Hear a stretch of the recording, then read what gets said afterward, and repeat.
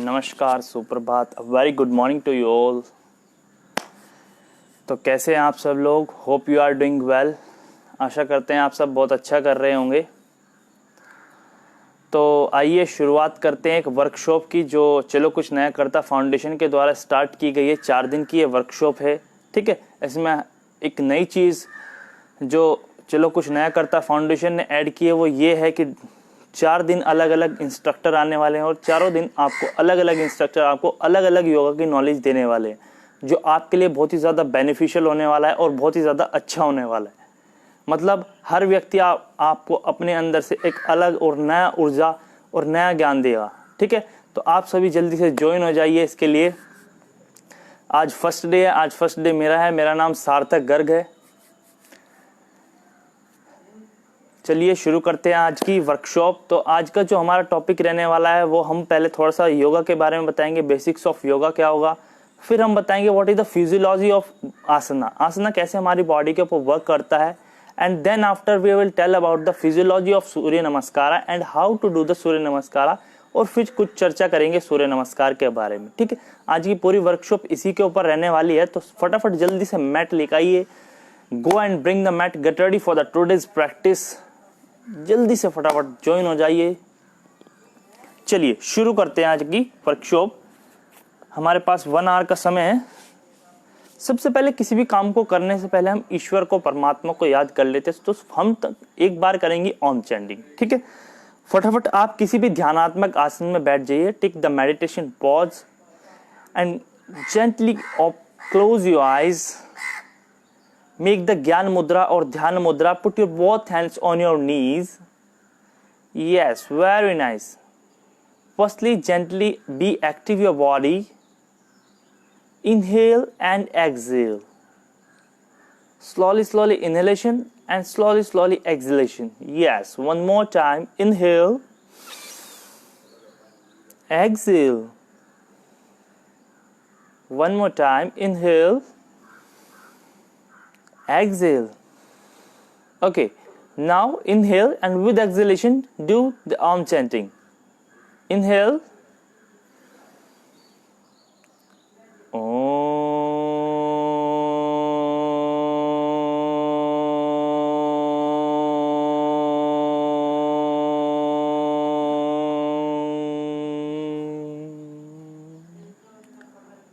Slowly open your eyes.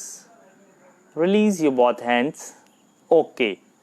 Get ready for the today workshop. तो आज की workshop जैसे मैंने आपको बताया स्टार्टिंग में ही, फर्स्ट टॉपिक हमारा रहने वाला है योग। फिर उसके बाद हम जाएंगे asana and then we go further for the Surya Namaskar. तो योग, थोड़ा सा पहले बेसिक्स की बातें कर लेते। योग क्यों है, कैसे, कहां से आया। तो अगर हम बिल्कुल बेसिक और स्टार्टिंग की बात करें तो आदिनाथ, जो शिव परमात्मा, जिनको शिव बोला गया है, उन्होंने 84 लाख आसनों का ज्ञान माता पार्वती जी को दिया था। ये हमारे ग्रंथों में कहा गया है। और फिर वही आसनों का ज्ञान वहां पर एक तालाब के किनारे एक मत्स्येंद्र नाथ की मछली थी, मत्स्येंद्र नाम की मछली थी। उसने उस ज्ञान को वहां से ग्रहण किया, सुना, और वही ज्ञान फिर आगे पूरे संसार में, पूरे ब्रह्मांड में योग का ज्ञान फैलाया, ठीक है। ये इसकी कुछ बेसिक हिस्ट्री थी। लेकिन अब थोड़ा सा और जानते हैं योगा के बारे में। ये तो थोड़ा बहुत ज़्यादा हिस्ट्री हो गया।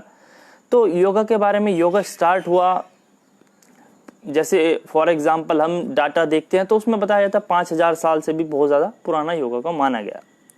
कोई भी व्यक्ति हो है, कोई भी महान पुरुष हो है, तो बिना योगा के, बिना मेडिटेशन के किसी ने भी सक्सेस नहीं पाई।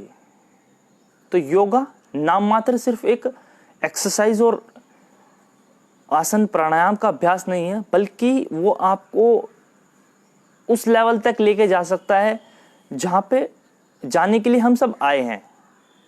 आत्मा परमात्मा को जिसको बोला जाता है, और समाधि तक की अवस्था में भी आप जा सकते हैं। जैसे हम बात करें अष्टांग योग की, तो अष्टांग योग में क्या होता है? यम, नियम, आसन, प्राणायाम, प्रत्याहार, धारणा, ध्यान, समाधि, ठीक है। तो उसमें हमारे अंदर अष्टांग योग में 8 एलिमेंट्स ऑफ योगा के बताए गए हैं। और उन एलिमेंट्स को अगर हम फॉलो करें तो हम समाधि तक की स्टेज तक पहुंच सकते हैं। जैसे फॉर एग्जांपल यम में क्या कहा गया है? अहिंसा, सत्य, अस्त्य, ब्रह्मचर्य, अपरिग्रह। तो सबसे पहले हम अहिंसा के पथ पे चलना होगा, फिर अहिंसा सत्य को और जाना होगा। तो इस तरीके से हमको इन एलिमेंट्स को फॉलो करना होगा। फिर हम आएंगे नियम, शोच संतोष तप स्वादि ईश्वर प्राणधानी नियमः। तो सोच संतोष, सोच मतलब हमें अपने आप को शुद्ध रखना होगा, अंदर से भी बाहर से भी। व्यक्ति क्या करते हैं, अपने आप को बाहर से तो स्वच्छ रख सकते हैं लेकिन अपने मन को शुद्ध नहीं रख पाते। तो कहने का मतलब योग में क्या बताया गया है, आपको इनर एंड आउटर, अंदर से भी और बाहर से भी स्वच्छ रहना, सोच करना है, ठीक है। मतलब स्वच्छ रहना है, साफ रहना है, अपने मन को बिल्कुल साफ रखना है, ठीक है। फिर हम बात आते हैं सोच संतोष, सेटिस्फैक्शन, जिसको इंग्लिश में बोला जाता है आपको अपने प्रति संतोष रखना है, कोई भी जल्दी नहीं करनी है, धैर्य रखना है, ठीक है। सोच संतोष तपः, और तप करना है, धूप है गर्मी है, द्वंद्वों को सहन करना ही बोला जाता है तप, ठीक है।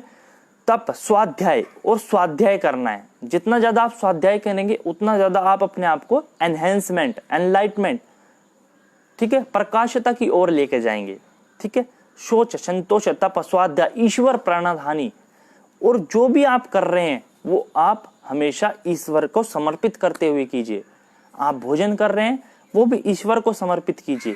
तो जो भी आप कर रहे हैं सब कुछ समर्पित कीजिए ईश्वर को, क्योंकि हमारा इस जीवन में कुछ नहीं है, सब कुछ यहीं पर रह जाने वाला है। तो हम सब कुछ समर्पित किसको कर रहे हैं, ईश्वर को, ठीक है। तो इन चीजों को, इन नियम को फॉलो करके हम अष्टांग योग में समाधि तक की अवस्था तक पहुंच सकते हैं। तो मैंने आपको अभी बताया यम नियम। फिर बात आती है आसन की। जैसे मैंने अभी आपको बताया 84 लाख आसनों का ज्ञान शिव जी द्वारा दिया गया था, लेकिन उसमें से भी 84 लाख आसनों का ज्ञान आज किसी को नहीं है। लेकिन जो हमारे लिए जरूरी है उसमें बताया गया है कि 84 आसन बहुत ही ज्यादा इंपॉर्टेंट है, और उन 84 आसनों से आप सिद्धि प्राप्त कर सकते हैं। लेकिन एक ऋषि हुए हैं, एक महर्षि हुए हैं जिनका नाम है महर्षि घेरंड, जिन्होंने 32 आसनों का ज्ञान अपनी पुस्तक में दिया है। जो अपनी पुस्तक उन्होंने लिखी है महर्षि घेरंड, घेरंड संहिता के नाम से जिसको बोला जाता है, तो उसके अंदर उन्होंने 32 आसनों का ज्ञान दिया है कि इन 32 आसनों को हर व्यक्ति को करना चाहिए, ठीक है। फिर आती है बात प्राणायाम। अब प्राणायाम क्या है, प्राण और आयाम। प्राण मतलब क्या है, जीवनी शक्ति, वाइटल फोर्स, जिसके बिना हम जी नहीं सकते, क्योंकि जिसके अंदर प्राण है वही व्यक्ति जीवित है, और जिसके अंदर प्राण नहीं है वो मृत है, ठीक है ना। कोई भी व्यक्ति, अगर हम किसी व्यक्ति को देखते हैं, किसी बॉडी को देखते हैं वो डेड है, तो हम क्या करते हैं, सबसे पहले उसकी नॉस्ट्रिल चेक करते हैं कि सांसें चल रही है या नहीं चल रही। That is the point, okay. तो कहने का मतलब यही है कि हम ये देखते हैं कि उसकी सांसें चल रही हैं या नहीं चल रही हैं, तो वहां से हमें पता चल जाता है कि उसके अंदर प्राण शक्ति है या नहीं है, और उसी प्राण शक्ति को हम प्राणायाम के माध्यम से ज्यादा स्ट्रॉन्ग बनाते हैं। देखिए फॉर एग्जाम्पल, हम खाना अगर कुछ दिन तक ना खाएं तो हम जी सकते हैं, हम अगर पानी ना पिएं तो भी हम कुछ दिन तक जी सकते हैं। लेकिन अगर हम कुछ ही मिनट तक श्वास को रोकें और ज्यादा देर तक सांस रुक जाए तो हम ज्यादा देर जीने वाले नहीं, ठीक है। तो जिस चीज के बिना हम ज्यादा देर तक नहीं जी सकते, तो उस चीज का हमारे जीवन में महत्व कितना बड़ा है ये चीज आपको समझनी होगी, ठीक है ना। अब जिस चीज के बिना हम ज्यादा समय तक अपने जीवन में सरवाइव नहीं कर सकते, तो उस चीज को अच्छा बनाना किसका काम है, आपका काम है। आपकी बॉडी में सांस चलती रहेगी, इनहेल एक्सहेल, लेकिन आपको क्या करना है, उसको अच्छा बनाना है, उसको और में सूक्ष्म बनाना है, ठीक है। आप बेहतर हैं, बहुत अच्छी बात है, लेकिन बेहतर को और बेहतर बनाया जा सकता है। दैट इज द पॉइंट, ये हमारा मोटो होना चाहिए, ठीक है। तो इन्हीं माध्यमों से, प्राणायाम के माध्यम से हम अपने आप को दृढ़ता, ठीक है, सूक्ष्मता, अपने श्वासों को इतना सूक्ष्म कर सकते हैं प्राणायाम के अभ्यास से। फॉर एग्जाम्पल, एक एग्जाम्पल मैं आपको बता देता हूं। अगर हम बात करें कछुए की, ठीक है, टॉर्टॉइस, तो वो 400 साल से भी ऊपर जी सकता है। क्यों जी सकता है, क्योंकि वो जो श्वास लेता है वो 1 मिनट में 1 ब्रीथिंग लेता है, 1 मिनट से भी ज्यादा में 1 ब्रीथिंग लेता है। तो जितना सूक्ष्म और जितना गहरा आपका श्वास होगा उतने लॉन्ग आप सरवाइव कर पाएंगे, और प्राणायाम का अभ्यास आपको यही चीजें देता है, ठीक है। अब बात आती है प्रत्याहार। प्रत्याहार मतलब जो आहार हम ग्रहण करते हैं, ठीक है। प्रत्याहार का मतलब ये नहीं कि जो हम आहार सिर्फ खाना खा रहे हैं, वो जो चीजें हम, जो नॉलेज हम ग्रैप्स कर रहे हैं, वो भी क्या है, प्रत्याहार में आती है। जो हमारी इंद्रियां देख रही हैं आसपास, वो भी प्रत्याहार में आती है। ठीक है, तो ये सब चीजें प्रत्याहार में आती है। फिर आती है धारणा। धारणा, ध्यान, समाधि। धारणा का मतलब है जिस चीज पे आपने धारणा मतलब ये नहीं कि मेरी ये धारणा है, मेरी वो धारणा नहीं। धारणा का मतलब हुआ, देखो 3 चीजें होती हैं, ध्येय, धारणा और ध्यान।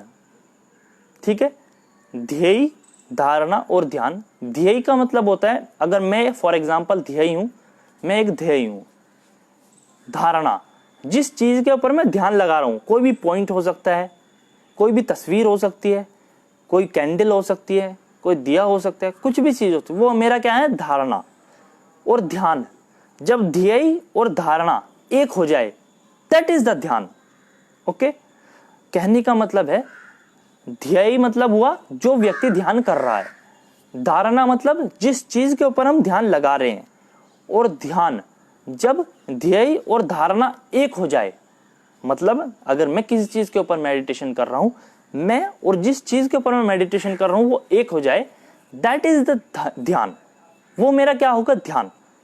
फॉर एग्जाम्पल, कुछ व्यक्ति पास्ट में जीते रहते हैं, कुछ व्यक्ति फ्यूचर में जीते रहते हैं, लेकिन हमें अपने प्रेजेंट में जीना चाहिए।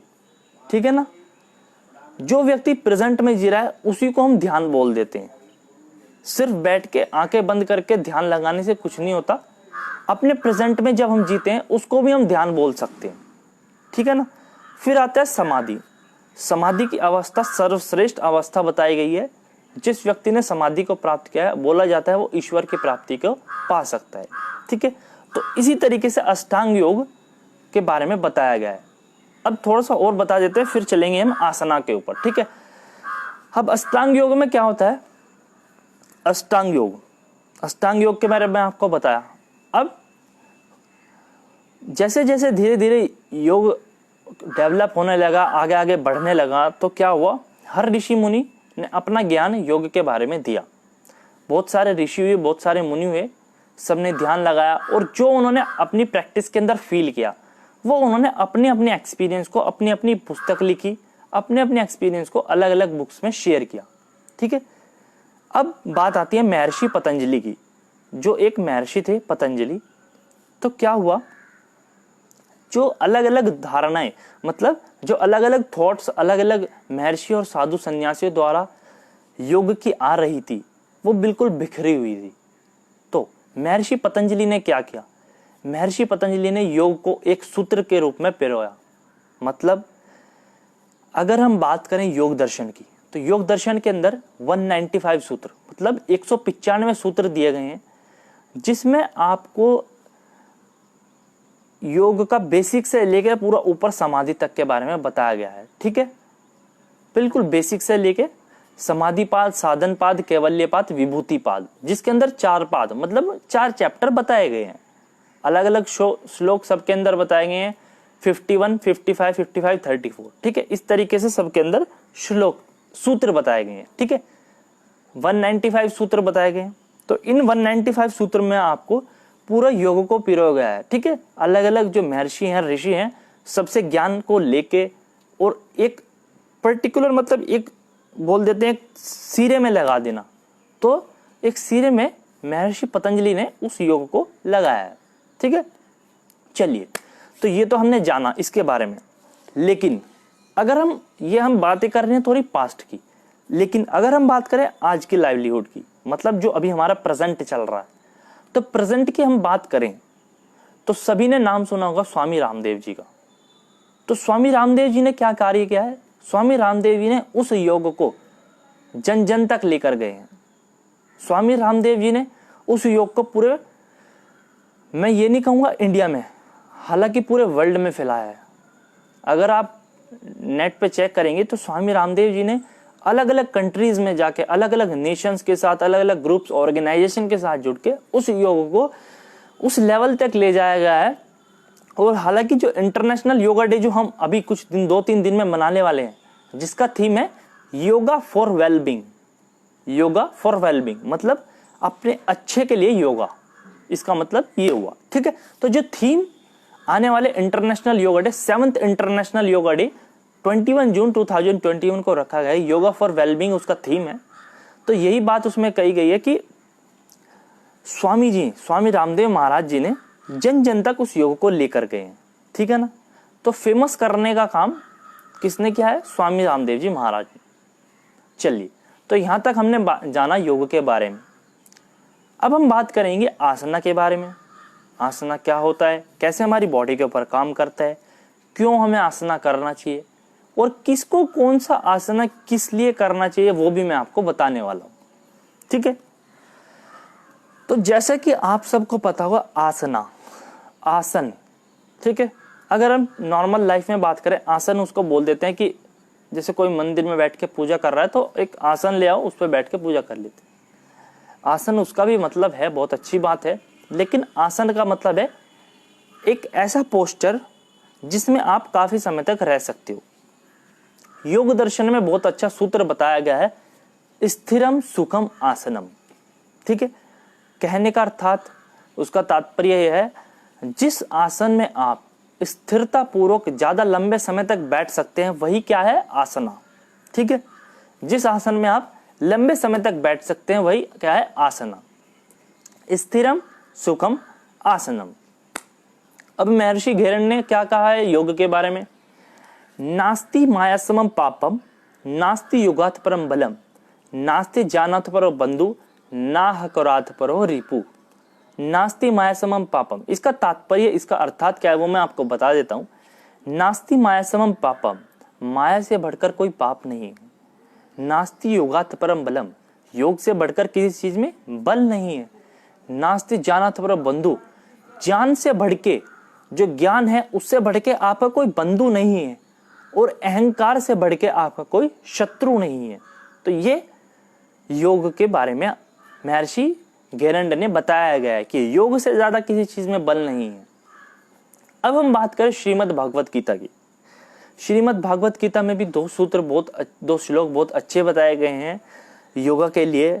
योगस्त करु कर्माणि संगम त्यक्त्वा धनंजया, सिद्धो सिद्धो समो भूत्वा समत्वम योग उच्यते। मतलब सम हो जाना है, ना ज्यादा ना कम, हमें सेंटर में रहना है, मिडल में रहना है, ना ज्यादा खुश होना है ना ज्यादा दुखी होना है, तो सम होना है, अपने जीवन को सम बनाना है, उसी का अर्थ आता है सम। और दूसरे श्लोक में कहा गया योगा कर्मशु कौशलम, अर्थात योगा कर्मशु कौशलम, जिस काम को करते हुए कुशलता के साथ कार्य करना ही क्या है? योग। ठीक है, जिस काम में आप कुशलता के साथ करें वही क्या है? योग। तो इतनी बात हमने जानी योग के बारे में, अलग अलग डेफिनेशन में मैंने आपको बताई। ठीक है, अगर आप इसकी एटिमोलॉजी के बारे में जानना चाहते हैं, मैं थोड़ा सा बता देता हूँ। एटिमोलॉजी, योग, देखो एक छोटी सी और बात बता देता हूँ, थोड़ा सा मिसकंफ्यूजन हो जाती है योग और योगा में, मैं आपको थोड़ा सा वो भी दूर कर देता हूँ। योग और योगा क्या है? योग एक हिंदी शब्द है और योगा एक इंग्लिश शब्द है। ठीक है ना, तो योग और योगा एक ही है, लेकिन योग एक हिंदी शब्द है और योगा एक इंग्लिश शब्द है। योग को ही योगा बनाया गया है, सबसे पहले योग आया था।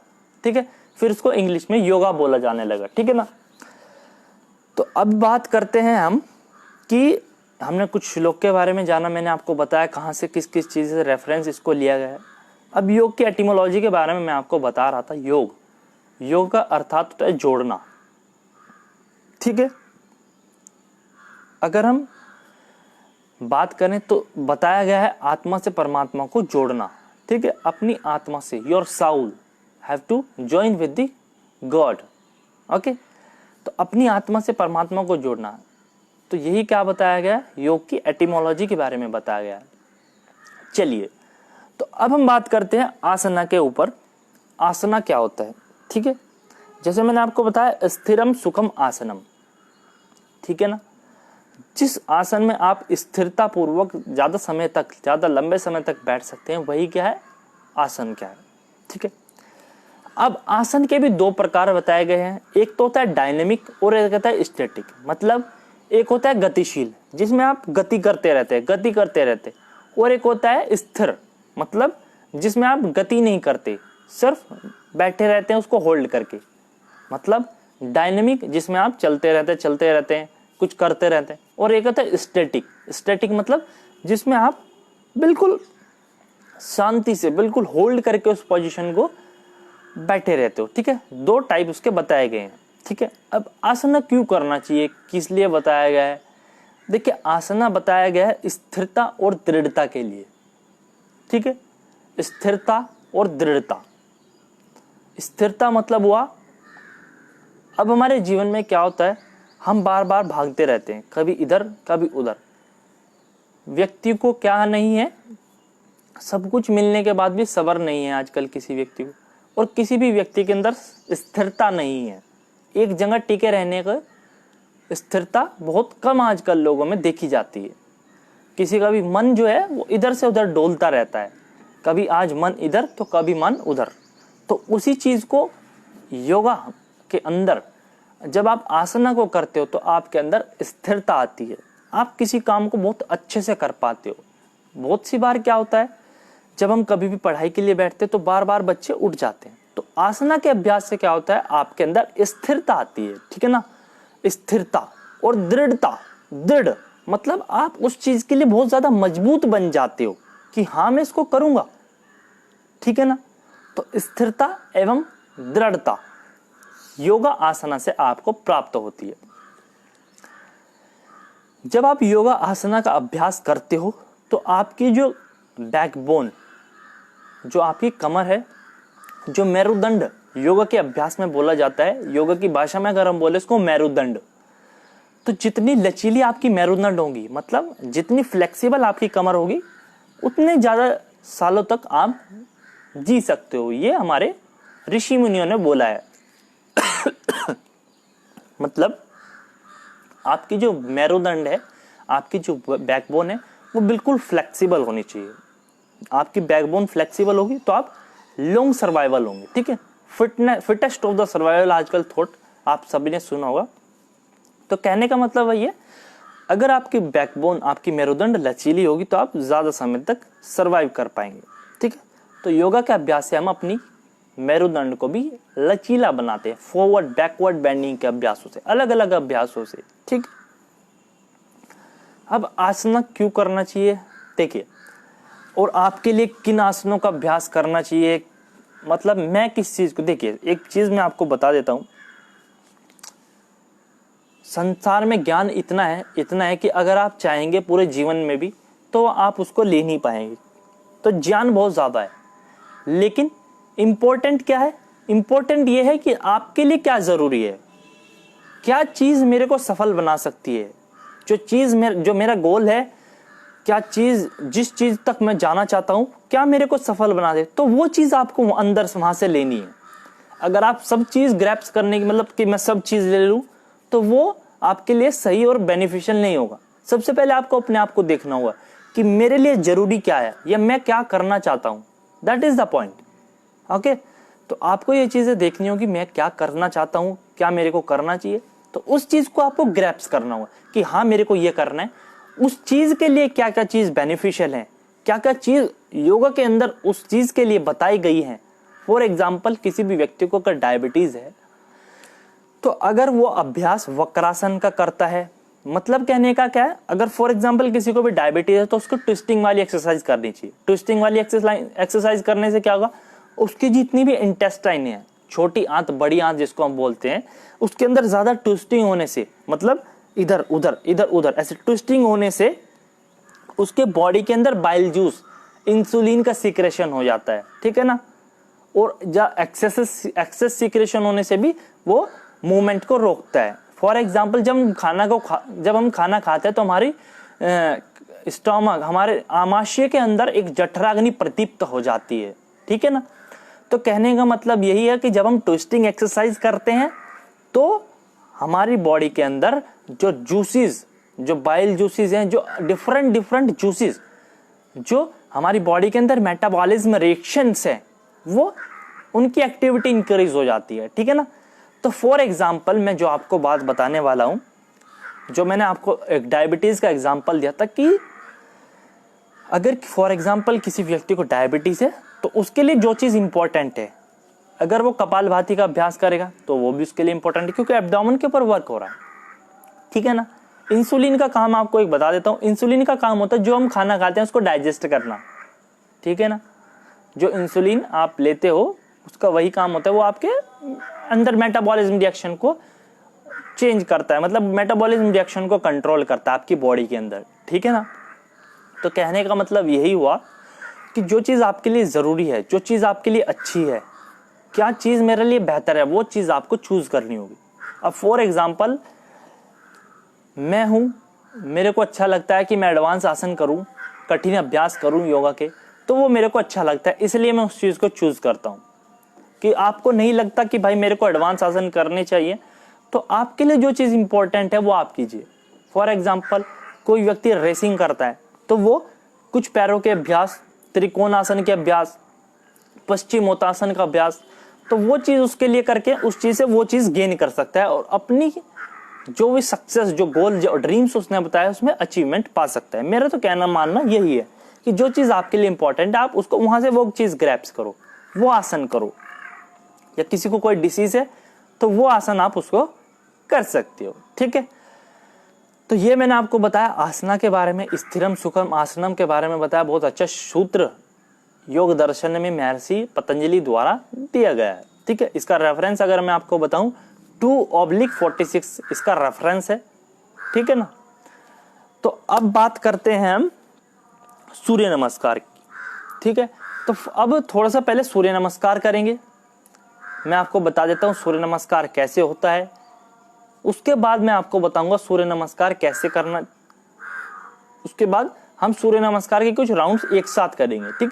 जितने भी राउंड आप बताएंगे, 5 round, 10 round, 20 round, 100 round, 200 round, जितने भी राउंड आप कहेंगे, ये जितने भी समय हमारे पास है उतने राउंड हम उसके कर लेंगे, ठीक है ना।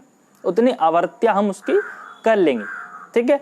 और फिर उसी के बाद इसी 1 घंटे के सेशन में मैं आपको, क्योंकि हमारे पास आधा घंटा शेष बचा है, तो उसके बाद मैं आपको बताऊंगा क्यों आपको सूर्य नमस्कार करना चाहिए, क्या इसके बेनिफिट्स हैं, किन किन चीज़ों पे आपके बॉडी में वर्क करता है, क्या क्या इसके बेनिफिट है, और क्यों एक सूर्य नमस्कार पूर्ण और स्वतंत्र व्यायाम है, ठीक है। पूर्ण और स्वतंत्र व्यायाम, जी हाँ, बहुत अच्छी बात मैंने आपको बोली। और सूर्य नमस्कार कहाँ से आया है ये भी मैं आपको आज बताने वाला हूँ, लेकिन उससे पहले हम थोड़ा सा सूर्य नमस्कार के कुछ राउंड करेंगे। 12 स्टेप्स होते हैं, इसके अंदर 7 आसना होते हैं।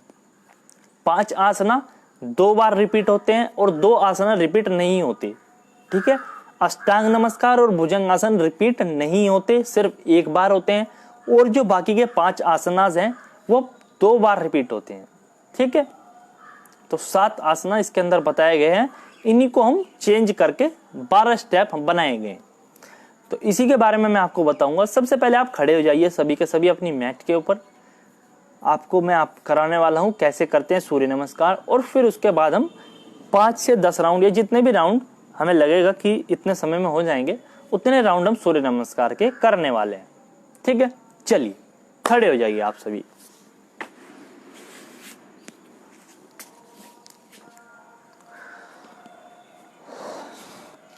तो चलिए शुरू करते हैं सूर्य नमस्कार के राउंड। देखिए जैसे कि मैंने आप सबको बताया कि इसके अंदर 12 राउंड्स होते हैं, ठीक है। 12 स्टेप होते हैं, अलग अलग अभ्यास होते हैं। तो सबसे पहले अभ्यास का नाम होता है नमस्कार आसना, ठीक है। ऐसे दोनों पैर ज्वाइन करते हैं, ये स्टेप 1 नमस्कार आसना, ठीक है। फिर इसके बाद हम जाते हैं यहीं से ही हस्तोत्तान आसना, जिसको हम बोलते हैं बैकवर्ड बेंडिंग, ठीक है। इधर से यहीं पे दोनों हाथ धीरे धीरे ऐसे पीछे लेके जाते हैं और पीछे की तरफ बेंड करना होता है, ठीक है। अभी मैं आपको स्टेप बता रहा हूं, फिर उसके बाद मैं आपको बताऊंगा ब्रीथिंग प्रोसेस, कहां पे आपको सांस लेनी है, कहां पे आपको सांस को छोड़ना है। क्योंकि जैसे मैंने अभी आपको प्राणायाम के बारे में बताया था, तो वहां पे आपको सांसों का महत्व बताया था, ठीक है। तो सांसों का महत्व बहुत ही ज्यादा जरूरी है, कहां पे मेरे को सांस लेनी है, कहां पे सांस को छोड़ना है, ये भी मैं आपको बताने वाला हूँ। लेकिन पहले थोड़ा सा स्टेप के बारे में बता देता हूँ, कौन कौन से स्टेप आपको करने चाहिए, ठीक है। तो नमस्कार आसना स्टेप 1, फिर उसके बाद होता है हस्तोत्तान आसना, फिर आता है स्टेप नंबर 3 पाद हस्तासना, ठीक है। ये हो गए 3 स्टेप, पाद हस्तासना। फिर उसके बाद होता है स्टेप नंबर 4। स्टेप नंबर 4 में हम क्या करते हैं, इसको बोलते हैं अश्व Sanchalan asana with left leg. ठीक है, कैसे करते हैं मैं आपको दिखा देता हूं। देखिए इधर से दिखा देता हूं थोड़ा, तो इसमें कैसे करते हैं हम, जैसे फॉर एग्जांपल यहीं से बता देता हूं। नमस्कार आसना स्टेप 1, फिर हम करेंगे हस्तोत्थान आसना स्टेप नंबर 3 पाद हस्तासना। और यहीं से ही हम क्या करने वाले हैं, पाद हस्तासना से ही देखिए ये पूरा अभ्यास एक साथ होने वाला है। जो मैं आपको अलग अलग स्टेप अभी समझा रहा हूं, ये पूरा अभ्यास एक साथ होने वाला है। देन फिर उसके बाद क्या होगा, स्टेप 1 नमस्कार आसना, स्टेप 2 हस्तोत्थान आसना, स्टेप 3 पाद हस्तासना। फिर यहीं से राइट लेग बैक जाएगी और दोनों हाथ नीचे इस तरीके से। ठीक है, दोनों पैर दोनों हाथ एक ही लाइन में होंगे इस तरीके से, एक ही लाइन में। ठीक है, एक ही लाइन में ये रहने वाले हैं और इस तरीके से आपको ऊपर की तरफ देखना है ज्यादा से ज्यादा। कोई पैर को ऐसे फ्लैट भी रखता है, कोई ऐसे भी रखता है। ठीक है, लेकिन आपको प्रेशर क्या करना है, आगे की तरफ, थोड़ा आगे की तरफ, जो आपकी फ्रंट लेग है उसकी तरफ थोड़ा प्रेस करना है। ठीक है, फिर इसके बाद यहीं से लेफ्ट लेग को भी पीछे की तरफ ले जाएंगे। ठीक है ना, लेफ्ट लेग को भी क्या करेंगे हम, पीछे की तरफ ले जाएंगे। एक मिनट, ठीक है, तो फिर यहीं से इसको हम लेफ्ट लेग को पीछे ले जाएंगे और इस तरीके से पर्वत आसन में आ जाएंगे। ठीक है, इस तरीके से ज्यादा से ज्यादा टच करने का प्रयास करना है। फिर यहीं से दोनों घुटने नीचे, पूरा एब्डोमेन नीचे, पूरे चेस्ट कैविटी नीचे, इसको बोलते हैं अष्टांग नमस्कार। इसमें हमारे 8 अंग स्पर्श करते हैं फर्श को। ठीक है, फिर यहीं से धीरे धीरे पैर को फ्लैट करते हैं, एब्डोमेन को फ्लैट करते हैं और यहीं से सांस भरते हुए ऊपर जाते हैं, भुजंगासना। ठीक है, स्टेप नंबर 7। फिर यहीं से वापस स्टेप नंबर 8 में क्या करते हैं, पर्वतासना में आ जाते हैं इस प्रकार। स्टेप नंबर 9, अभी हमने क्या किया था, जब अश्व संचालन आसन में क्या था, तो हमने क्या किया था, वो हमने किया था लेफ्ट लेग से। तो अब हम करेंगे राइट लेग से। तो राइट लेग को फ्रंट में लेके जाएंगे इस प्रकार। ठीक है, राइट लेग फ्रंट, अश्व Sanchalan asana with right leg. अब धीरे धीरे लेफ्ट लेग को भी फ्रंट लेके जाएंगे इस प्रकार। ठीक है, ज्यादा से ज्यादा फॉरवर्ड बेंडिंग करने का प्रयास आपको करना है। ठीक है, फिर धीरे धीरे यहीं से ही हस्तोत्थान आसना, दोनों हाथों को पीछे ले जाके, ठीक है, दोनों हाथ ऐसे पीछे ले जाके ऐसे करना है। ठीक है, और फिर यहीं से ही नमस्कार आसन। ठीक है, तो इस तरीके से हमारे 12 स्टेप सूर्य नमस्कार के अंदर कंप्लीट हो जाते हैं। आपको स्टेप आशा करता हूं समझ में आए होंगे। अगर नहीं आए हैं तो अभी जब हम आसना सूर्य नमस्कार को रिपीट करने वाले हैं तब आप उन अभ्यासों को देख सकते हैं। ठीक है ना, अब ब्रीथिंग प्रोसेस में आपको बता देता हूं कैसे कैसे किन किन अभ्यासों को करना है। हम 5 राउंड करने वाले हैं सूर्य नमस्कार के। ठीक है, कंटिन्यूटी के साथ करेंगे 5 राउंड। जब हम नमस्कार आसन में होते हैं स्टेप नंबर 1 में, तब हम क्या करते हैं, नॉर्मल ब्रीथिंग रखते हैं। Okay, then we go forward to the Hastottan asana step number 2, then we have to inhalation. Okay, जब हम हस्तोत्थान आसना में जाते हैं तब हमको इनहेल, श्वास को अंदर भरना होता है।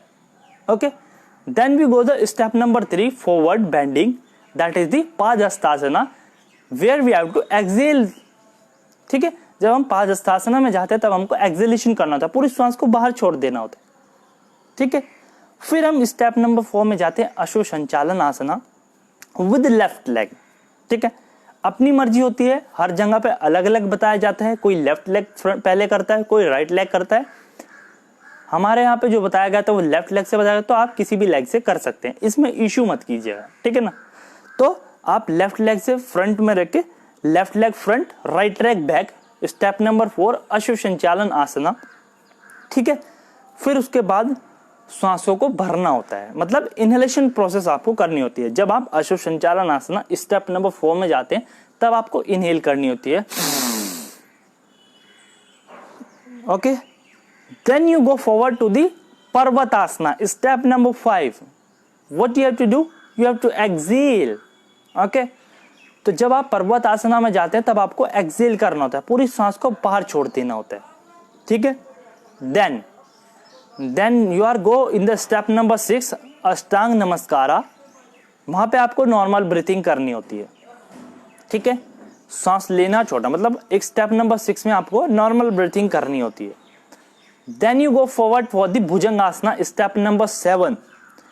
Then you have to inhale. जब आप 7 स्टेप में जाते हैं भुजंगासना में, तब आपको इनहेल करना होता है, ओके। देन भुजंगासना के बाद फिर हम दोबारा जाते हैं स्टेप नंबर 8 पर्वतासना में, तब आपको एक्सेल करना होता है। अभी भुजंगासन में इनहेल किया, फिर पर्वतासन में जाएंगे, क्या करेंगे, एक्सेल करेंगे। You have to exhale, okay. Then step number 9 Ashwa Sanchalan asana with right leg. अभी हमने लेफ्ट लेग के साथ किया था, अब हम करेंगे राइट लेग के साथ, ठीक है। तो कहने का मतलब यही है, पहले हमने लेफ्ट लेग के साथ किया, फिर हमने किया राइट लेग के साथ। तो स्टेप नंबर 9 में हमने क्या किया, स्टेप नंबर 9 में हम गए लेफ्ट लेग के साथ, ठीक है। फिर उसके बाद स्टेप नंबर 9 के बाद हम जाएंगे लेफ्ट लेग को भी आगे की तरफ शिफ्ट कर देंगे और करेंगे इन एक्सेल, ठीक है। एक्सेलेशन के साथ लेफ्ट लेग को आगे ले जाएंगे, ठीक है। फिर हम क्या करेंगे, आ जाएंगे हम पादहस्तासन आसन में, ठीक है, स्टेप नंबर 10। फिर जाएंगे स्टेप नंबर 11 हस्तोत्थान आसना में, जिसमें हम इनहेल करते पीछे की तरफ जाएंगे, ठीक है। और जब हम आएंगे नमस्कार आसना में step number 12, then normal breathing, ठीक है। आशा करता हूं समझ में आया होगा आपको ब्रीथिंग पैटर्न, ठीक है ना। अब थोड़े से स्टेप 5 राउंड करेंगे सूर्य नमस्कार के, फिर मैं आपको बताने वाला हूं कहां से सूर्य नमस्कार आया, क्या क्या इसके बेनिफिट है, क्यों एक बहुत ही अच्छा स्वतंत्र और पूर्ण व्यायाम इसको बोला गया है, सबको क्यों ये करना चाहिए, ठीक है, किसको करना चाहिए और किसको नहीं करना चाहिए, ठीक है ना। उन सब चीजों के बारे में मैं आपको बताने वाला हूं। तो फटाफट जल्दी से खड़े हो जाइए, ठीक है, खड़े हो जाइए। 5 राउंड करने वाले हम सूर्य नमस्कार के, एक राउंड में 12 स्टेप, ठीक है। मेरे साथ साथ करेंगे, टुगेदर करेंगे, ठीक है। चलिए खड़े हो जाइए, बहुत ही अच्छे, वेरी नाइस। आशा करता हूं आप सूर्य नमस्कार सीखने के बाद डेली इस अभ्यास को अपने घर पे, जहां पे भी आप हो वहां पे किया कीजिए, ठीक है। बहुत ही अच्छा अभ्यास सूर्य नमस्कार का बताया गया, ठीक है। तो अब कैसे करते हैं सूर्य नमस्कार, ये तो मैंने आपको अभी बताया। तो स्टेप नंबर 1, चलिए इनहेल और एक्सेल में आपको बताता रहूंगा। स्टेप नंबर 1 आसन का नाम बोलता रहूंगा, स्टेप बोलता रहूंगा, इनहेल करना है एक्सेल करना है वो बोलता रहूंगा, ठीक है। राउंड बोलता रहूंगा, कितने राउंड हमारे हो चुके हैं, ठीक है। चलिए step number 1 normalize your breathing pattern, Namaskar asana. Step number 2 inhale Hastottan asana. Step number 3 Padahastasana exhale. Step number 4 Ashwa Sanchalan asana with left leg inhale. Step 5 Parvat Asna Excel. इस तरीके से आप पूरी फॉरवर्ड बेंडिंग कर सकते हैं। पूरा आपका सर धीरे धीरे, अगर अभी नहीं लग पा रहा है, पूरा टच हो जाएगा ऐसे। स्टेप नंबर 6 धीरे धीरे घुटनों को नीचे, फिर चेस्ट कैविटी को नीचे। Normalize your breathing pattern here. Step 7 Bhujangasana with inhalation. ज्यादा से ज्यादा ऊपर देखने का प्रयास आपको इसमें करना है, ठीक है। स्टेप नंबर 8 पर्वत आसना Excel. Step number 9 Ashwa Sanchalan asana with left right leg inhale. Step number 10 Padahastasana exhale. Step number 11 Hastottan asana inhale. Step number 12 Namaskar Asna, normalize your breathing pattern. So we have done the first round of our Surya Namaskar. Now we have left very less time, only 15 minutes we have left. तो जल्दी से 5 round कर लेते हैं, फिर मैं आपको बता दूंगा कि क्या सूर्य नमस्कार के बारे में, और फिर उसके बाद अगर छोटा सा एक डाउट सेशन भी रखेंगे और कैसा आपको लगा ये सब आप बताएंगे, ठीक है। किसी का कोई भी प्रश्न होगा, सवाल होगा, वो आप मेरे से कंसर्न कर सकते हैं, ठीक है ना। चलिए तो फटाफट रेडी हो जाइए, 4 राउंड और बचे हमारे सूर्य नमस्कार के। शुरू करते हैं। Step number 1, 2, 3, 4, 5, 6,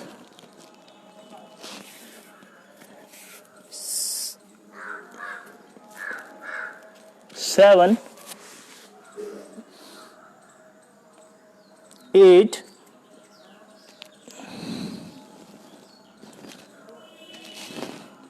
9,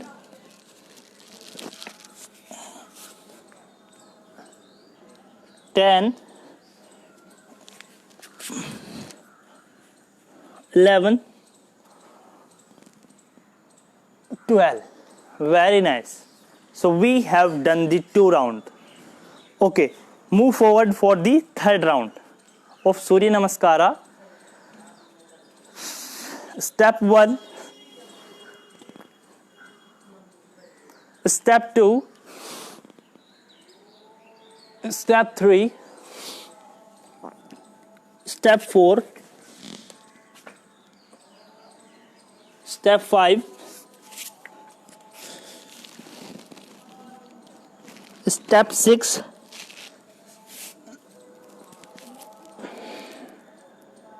Step 7,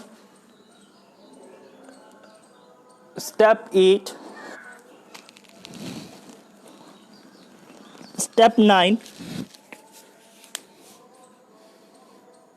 Step 10, Step 11, Step 12. So we have done the 3 round. Only 2 rounds are left. So ready for that. ठीक है, तो इस तरीके से आप स्टार्टिंग में 5-5, 10-10, 20, 30 और अपनी कैपेसिटी के अनुसार जब आप एक गुड प्रैक्टिशनर्स हो जाएंगे तो आप 100 राउंड भी इस अभ्यास के कर सकते हैं। जी हाँ, 100 राउंड से आप इसको ऊपर भी ले जा सकते हैं, और आपकी पूरी बॉडी में इतना ज़्यादा स्वेट आ जाता है, पूरी बॉडी आपकी एक तरीके से तप जाती है, ठीक है ना। अगर बॉडी को हमें कोई शेप देना है तो उसको तपाना ज़रूरी है। जब लोहे को किसी आकार दिया जाता है तो उसको हम तपाते हैं, ठीक है ना। उसको शेप देने के लिए लोहार जो है वो क्या करता है, उसको झोंकता है गरम, कभी उस पर हथौड़ा मारता है, कभी उसको अग्नि के अंदर लगा। तो अपनी बॉडी को भी तपाना पड़ेगा हमें, अगर हमें अपनी बॉडी को स्वस्थ बनाना है, अच्छा बनाना है, ठीक है। चलिए round number 4, very nice, ready ready ready. Okay, step 1, step 2, step 3, step 4, step 5, step 6, step 7, step 8, step 9, step 10, step 11, step 12. Okay, we have done the 4 rounds. Last round is left. Get ready for the last round. और मैं ये चाहूँगा सभी के सभी जो भी इस वीडियो को देख रहे हैं उस राउंड को सामने मोबाइल रख के, अगर आप इस वीडियो को देख रहे हैं सामने मोबाइल रख के उस राउंड को मेरे साथ करें। एक राउंड तो करो अगर अभी तक कुछ नहीं किया, ठीक है। चलिए, step number 1, step 2, step 3, step 4, step 5, step 6, step 7, step 8, step 9, step 10, step 11, and last one is 12. Very nice, बहुत ही अच्छे। जिन्होंने भी अभ्यास किया उनको इसका पूर्ण लाभ होगा, ठीक है, बेनिफिट प्राप्त होगा और बहुत ही अच्छा लगेगा। देखना आपकी बॉडी पूरी एनर्जेटिक हो जाएगी। अब आप बैठ सकते हैं। सिर्फ 5 ही राउंड में आप देख सकते हैं पूरी बॉडी के अंदर स्वेटिंग हो जाती है, ठीक है ना।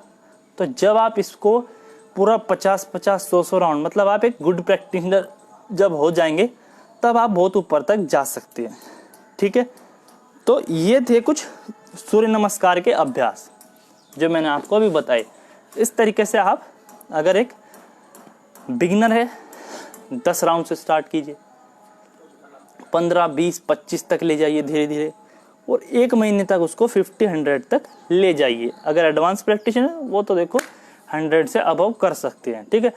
इंटरमीडिएट हैं तो वो 30 to 40 राउंड, 50 राउंड कर सकते हैं, ठीक है। चलिए, अब जैसे कि मैंने आपसे वादा किया था कि मैं आपको बताऊंगा सूर्य नमस्कार के बारे में, तो उसी बारे में अभी चर्चा करने वाले हैं। सूर्य नमस्कार। अब सूर्य नमस्कार आया कहाँ से है? प्रातः बेला। प्रातः बेला मतलब सुबह सुबह, बिल्कुल जिस समय ये बोला गया है कि सूर्य उदय से पहले हमें बिस्तर को छोड़ देना चाहिए। तो जो व्यक्ति प्रातः बेला मतलब बिल्कुल सुबह सुबह जाग के सूर्य नमस्कार के अभ्यास को करता है, मतलब कहने का ये है, जो हमारे ऋषि मुनि थे, साधु संत थे, वो सुबह ही उठ जाते थे और ये 12 आसनों का अभ्यास किया करते थे।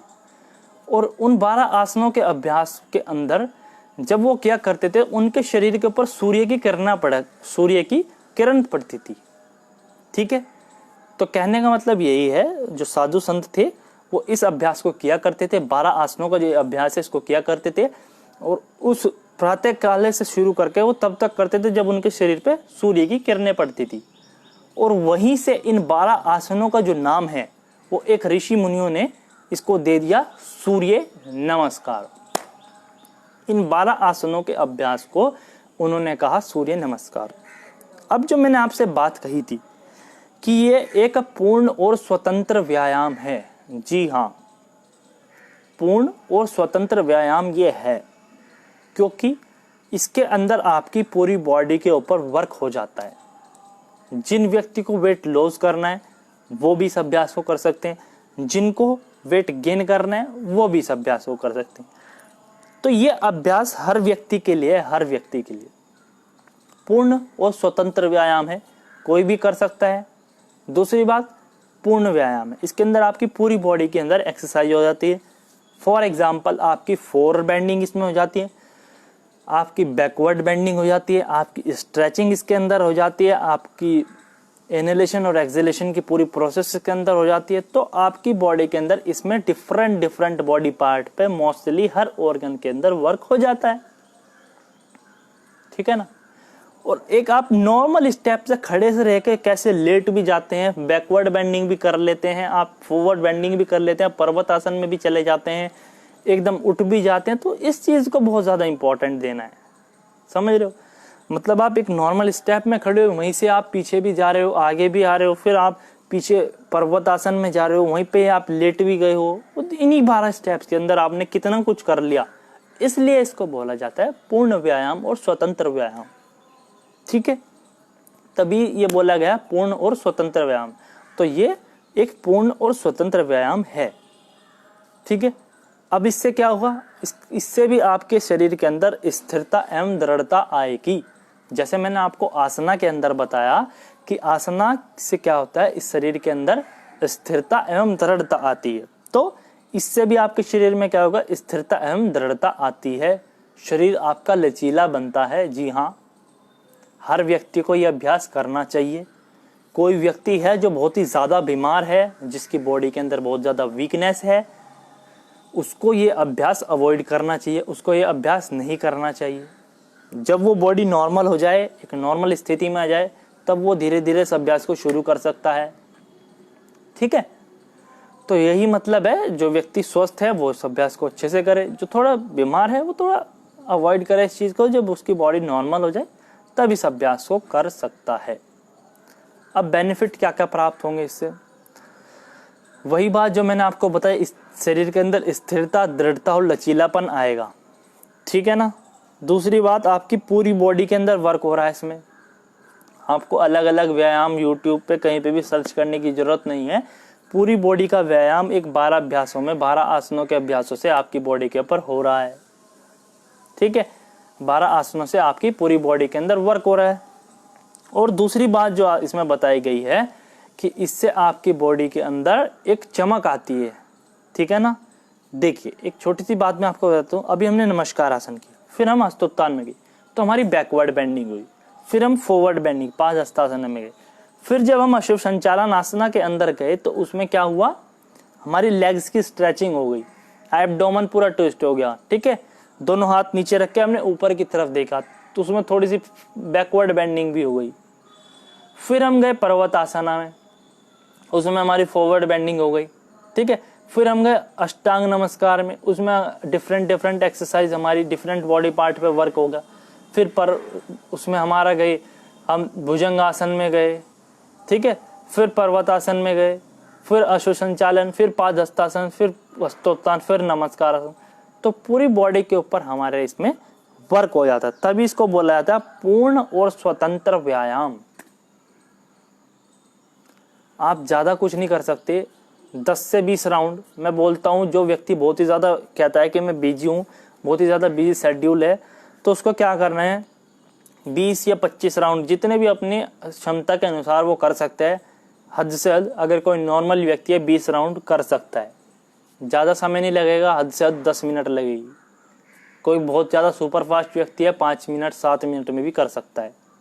ठीक है, मैं जो करता हूँ वो 27 मिनट में 100 सूर्य नमस्कार करता हूँ। ठीक है, 27 मिनट में मेरे 100 राउंड पूरे हो जाते हैं। मैं एक मोबाइल में काउंटिंग चला के उसमें वो बोलते रहते हैं 1 2, उसमें चला के पूरा 100 सूर्य नमस्कार के राउंड कर देता हूँ।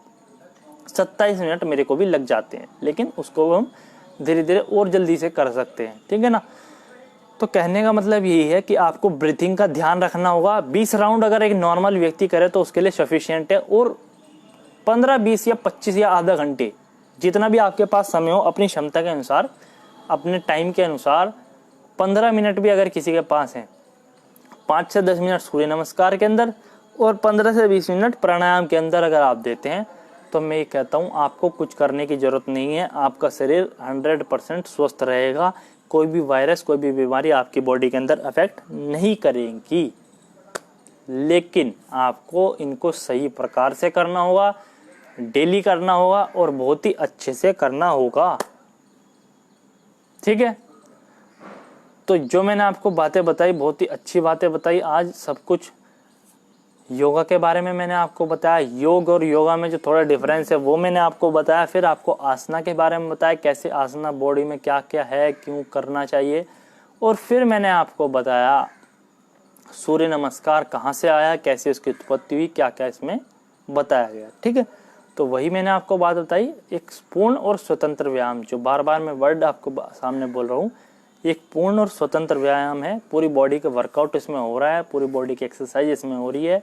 ज़्यादा यूट्यूब पे ज़्यादा चीज़ें पूछने की किसी से ज़रूरत नहीं है, सिर्फ इस अभ्यास को कर लो, सफिशिएंट है। ठीक है, समय हमारा हो चुका है। किसी का कोई भी डाउट हो, कोई भी सवाल हो, कोई भी प्रश्न हो, किसी भी तरह का सवाल आप हमें कमेंट कर सकते हैं। ठीक है, मैं थोड़ा सा पास आ जाता हूँ आपके, पूरी बॉडी को दिखाने के लिए थोड़ा सा आपसे दूर था मैं। ठीक है, तो आप कोई भी प्रश्न हो, कोई भी सवाल हो, बेझिझक मेरे से पूछ सकते हैं। ठीक है, राघव चंद्र जी सुप्रभात, Kapil Tapadhar ji good morning sir, Bablu Kumar ji good morning sir, Raghav ji 100 जी बिल्कुल जी बिल्कुल, मैं कर लेता हूँ 27 मिनट में 100 राउंड कर लेता हूँ, लेकिन और इसको टाइम को कम करने की कोशिश में बिल्कुल लगा हुआ हूँ, प्रयास में। ठीक है ना।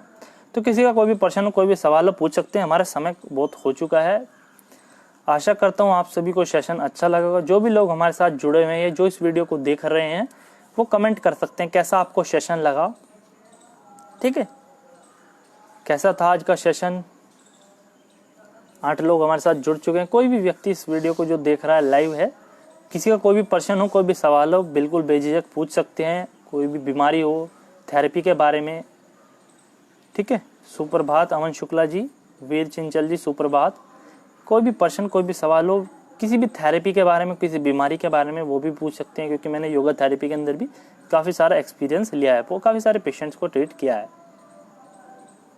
मैं अपने बारे में थोड़ा सा बता देता हूँ। सार्थक गर्ग मेरा नाम है, यूनिवर्सिटी ऑफ पतंजलि, ठीक है, हरिद्वार से मैं पढ़ा हुआ हूँ।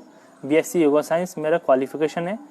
और अगर आप मेरे से जुड़ना चाहते हैं तो सार्थक डैश योग के नाम से मेरा पेज आपको इंस्टाग्राम, फेसबुक, यूट्यूब पे सब जगह मिल जाएगा, ठीक है। तो यहीं पे समाप्त करते हैं। किसी का कोई प्रश्न सवाल नहीं है शायद? राघव चंद्र जी, यहीं पे समाप्त करते हैं अभ्यास को, अपने सेशन को। आशा करता हूँ आप सभी को आज का अभ्यास, आज का सेशन अच्छा लगा होगा। जो बातें मैंने आपको बताई बहुत अच्छी लगी होंगी और आप सब भी सूर्य नमस्कार के अभ्यास को करेंगे।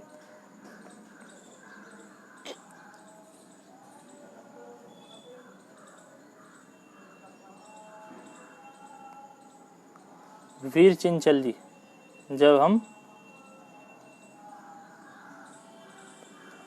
जी आपकी बात जी वीर चंचल जी, हेलो जी, जब हम प्राणायाम करते हैं, मतलब नहीं समझ पाया आपकी बात। प्राणायाम,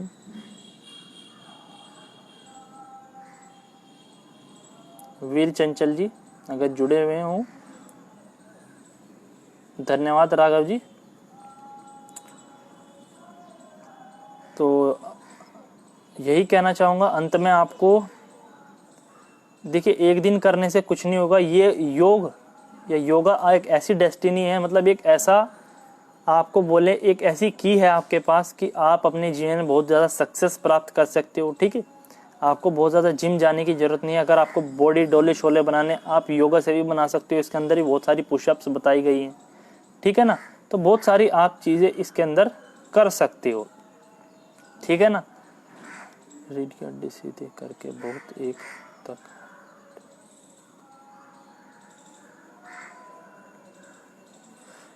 वीर चिंचल जी कोई सवाल पूछ रहे हैं। रीढ़ की हड्डी सीधे करके बहुत देर तक बैठते हैं तो दर्द देता है। देखिए वो सबको होता है, थोड़ी थोड़ी देर बाद आप रिलैक्स रह सकते हैं।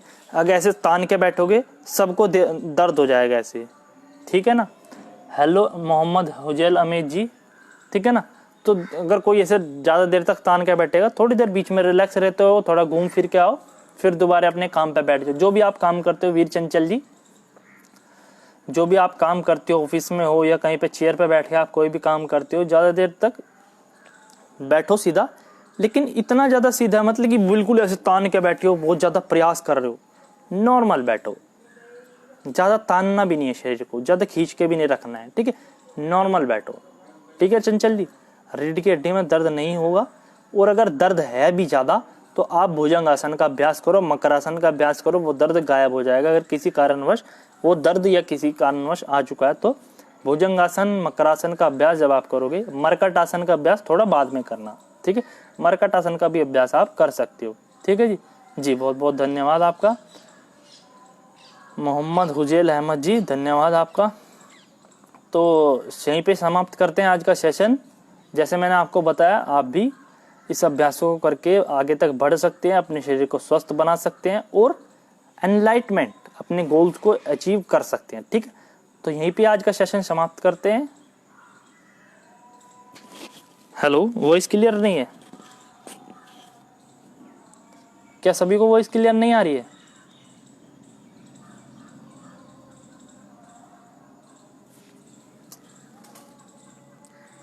तो चलिए फिर हमारा समय हो चुका है, आज का सेशन यहीं पे समाप्त करते हैं। धन्यवाद। स्वस्थ रहिए, सावधान रहिए, खुश रहिए, अपने आप को ध्यान रखते रहिए, अपने बड़ों का भी ध्यान रखते रहिए, अपने छोटों का भी ध्यान रखते रहिए, ठीक है। धन्यवाद। Happy international yoga day in advance. Thank you.